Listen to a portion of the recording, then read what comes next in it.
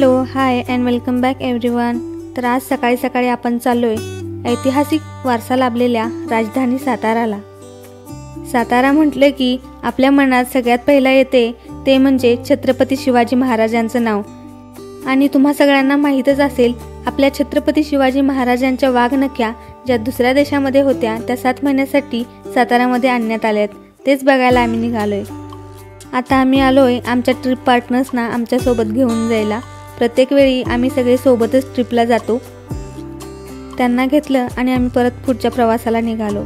आम्हाला मध्ये वाटेत थोडीशी भूक लागली होती म्हणून आम्ही नाश्ता करण्यासाठी हॉटेलला थांबलो होतो। आम्ही घरून लवकर निघाल्यामुळे इथे हॉटेलची आता स्वच्छता सुरू होती आणि अजून थोडे काहीच पदार्थ बनले होते। तर त्यांच्यामध्ये आम्हाला 3च ऑप्शन होते, इडली, उपमा आणि पोहे।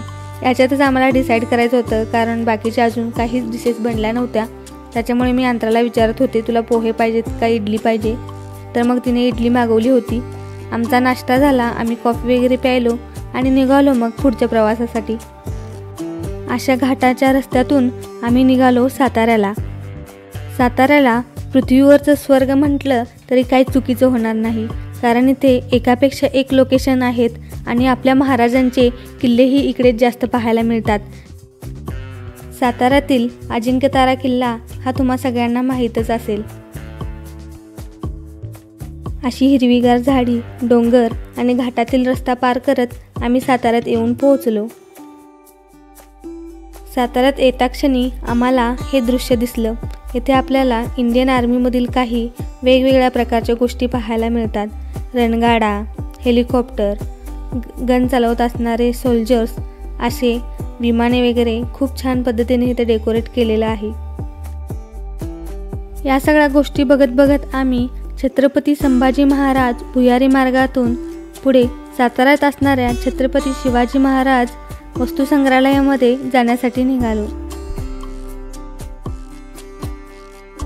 तुमच्यापैकी कोण कोण साताऱ्यामध्ये असणाऱ्या शिवाजी महाराजांच्या म्युझियमला भेट दिले हे मला कमेंट करून नक्की सांगा। आम्ही घरून सकाळी 8ला निघालेलो आणि आम्हाला इथे येऊन पोहोचायला 11:30 वाजलेले। आम्ही आता फायनली म्युझियममध्ये आलेलो आहोत आणि त्याच्यानंतर आम्ही तिथेच गाडी पार्क केली, त्यांची जागा आहे पार्किंगसाठी। त्याच्यानंतर आम्ही अशा छान छत्रपती शिवाजी महाराजच्या म्युझियमच्या बाहेर थांबलो। खूप छान फोटोज काढले इथे।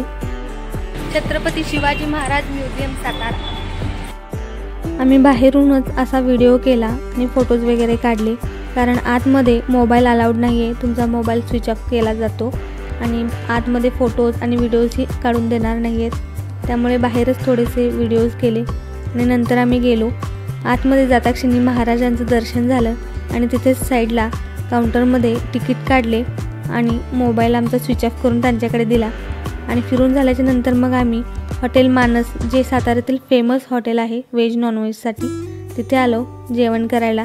तर इकडे बघा आमच्या अंतराचा कसा नखरा चालू होता, कारण तिला मेन्यू डिसाईड करायचा होता कार्डमध्ये बघून आणि तिने ऑर्डर दिली। जिजे पप्पा जे सांगतात ते सगळं ती ऐकते।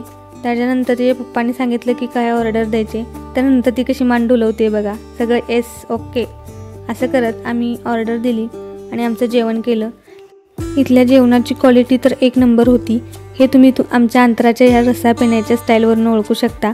इथे व्हेज नॉनव्हेज सगळ्या प्रकारचे जेवण खूप छान भेटते आणि मानसची इथे खूप शाखा आहेत आणि ते खूप फेमस आहे। इथे जेवण केलं आणि आम्ही निघालो कास पठारला जाण्यासाठी। कास पठारला जाताना इथे आपल्याला खूप छान छान डोंगर पाहायला मिळतात। साताऱ्यापासून कास पठारचा जो रस्ता आहे तो पूर्ण घाटामध्ये आहे आणि ते डिस्टन्स 25 किलोमीटर आहे। आणि कास पठारला संडे आणि सॅटर्डे या 2 दिवसामध्ये भरपूरच जास्त गर्दी असते आणि सप्टेंबर आणि ऑक्टोबर ह्या 2 महिन्यामध्ये तिथे फुले फुलतात। त्याच्यामुळे आपल्याला सप्टेंबर आणि ऑक्टोबर हे बेस्ट टायमिंग आहे तिकडे व्हिजिट करण्यासाठी। सगळं ट्रॅफिक वगैरे पार करून आम्ही कास पठारला फायनली येऊन पोहोचलो। कास पठारचा फुल व्लॉग आपल्या चॅनलवरती ऑलरेडी अपलोड झालेला आहे, तुम्ही तिकडे जाऊन बघू शकता। त्याची लिंक मी डिस्क्रिप्शनमध्ये देत आहे। कास पठार फिरून आम्हाला 7 वाजले होते बाहेर येण्यासाठी, तर आम्ही तेव्हा साताऱ्यामध्ये स्टे केला आणि दुसऱ्या दिवशी आमचं महाबळेश्वरचं प्लॅनिंग होतं, पण काही कारणांच्यामुळे ते कॅन्सल झालं। मग आम्ही घरी यायला निघालो. तर अमर रेस्टॉरंटमध्ये आम्ही दुपारचं जेवण केलं आणि त्याच्यानंतर आम्ही तेथूनच अमर कंदी पेढे घेतले, जे साताऱ्यामधील फेमस कंदी पेढे आहेत आणि सातारा कंदी पेढ्यासाठीच खूप फेमस आहे. तर ते घेऊन आलो. ते खूप चवीला छान होते. आणि आजचा व्हिडिओ तुम्हाला कसा वाटला, आवडला असेल तर लाईक करून आपल्या चॅनलला सबस्क्राईब नक्की करा. तर भेटूया लवकरच अशाच छान छान व्हिडिओसोबत. Take care. Bye bye.